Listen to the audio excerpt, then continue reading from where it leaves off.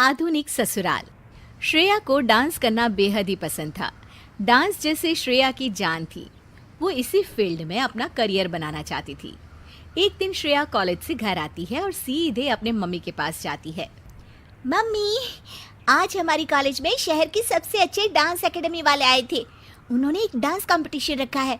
जो इस कंपटीशन में फर्स्ट आएगा उसे वो एकेडमी फ्री में डांस ट्रेनिंग देंगे।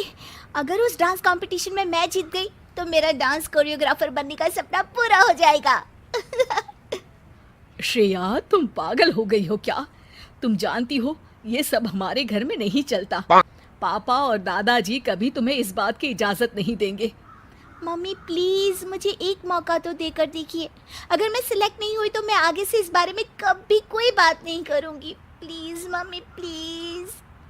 श्रेया, तुम एक अच्छे घर की लड़की हो, तुम्हें ये सब शोभा नहीं देता। अगर फिर भी तुम्हारी जिद है तो जाओ अपने दादाजी से बात कर लो।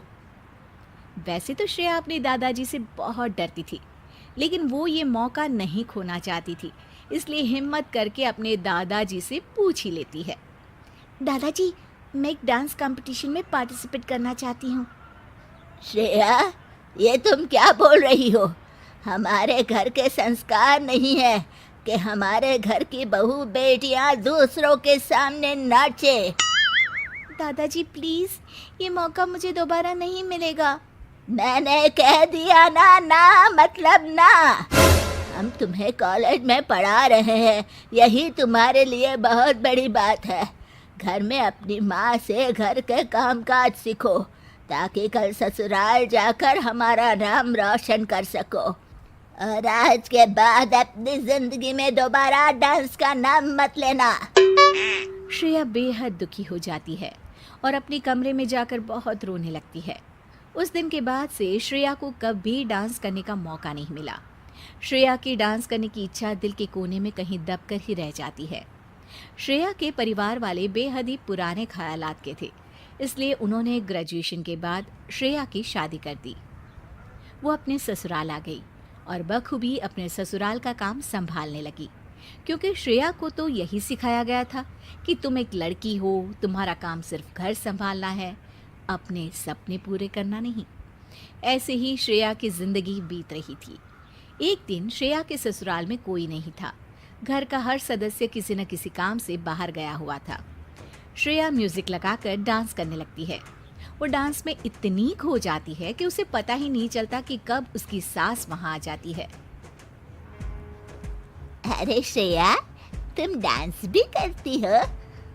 सास की आवाज सुनकर श्रेया घबराकर म्यूजिक बंद कर देती है। घबराहट में श्रेया के पसीने छूटने लगते हैं। वो सोचती है कि अगर इस बात की शिकायत उसके मायके में कर दी तो क्या होगा। माँ जी, मुझे माफ़ कर दीजिए, मुझसे गलती हो गई। अरे बेटा, इसमें माफ़ी मांगने वाली क्या बात है? हमें तो पता ही नहीं था कि हमारी बहू रानी इतना अच्छा डांस करती है, और तुमने हमें कभी बताया क्यों नहीं? श्रेया अपनी सास के मुंह से ऐसी बातें सुनकर आश्चर्य में रह जाती है। अरे बेटा, घबरा क्यों रही हो? बात करो मुझसे। जी, मुझे घर में मना किया गया था कि ससुराल जाकर मुझे इस बारे में कोई बात नहीं करनी है।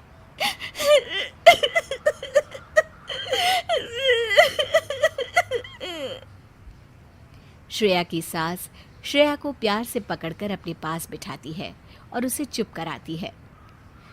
फिर श्रेया अपनी सास को बताती है कि किस तरह से उसके मायके वालों ने उसके इस सपने को कुचल कर रख दिया।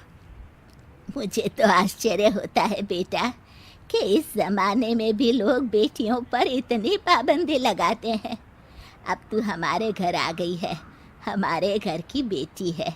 हमारी बहू का सपना पूरा करना हमारी जिम्मेदारी है।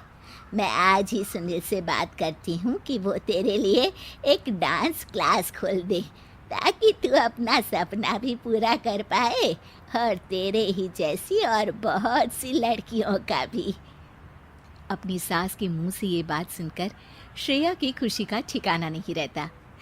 माँ जी, मैं आपका किस तरह से धन्यवाद करूं? मैं हमेशा आपकी आभारी रहूंगी कि आपने मेरे उस सपने को पूरा किया है, जिस सपने के पूरा होने की मैंने तो उम्मीद ही छोड़ दी थी। श्रेया के ससुराल वाले आधुनिक विचार वाले थे, इसलिए वो उसके लिए डांस क्लास खोलते हैं। धीरे धीरे श्रेया का डांस क्लास एक बड़े एकेडमी में तब्दील हो जाता है। इस तरह डांस क्लास के जरिए श्रेया की जिंदगी का सबसे बड़ा सपना पूरा हो जाता है।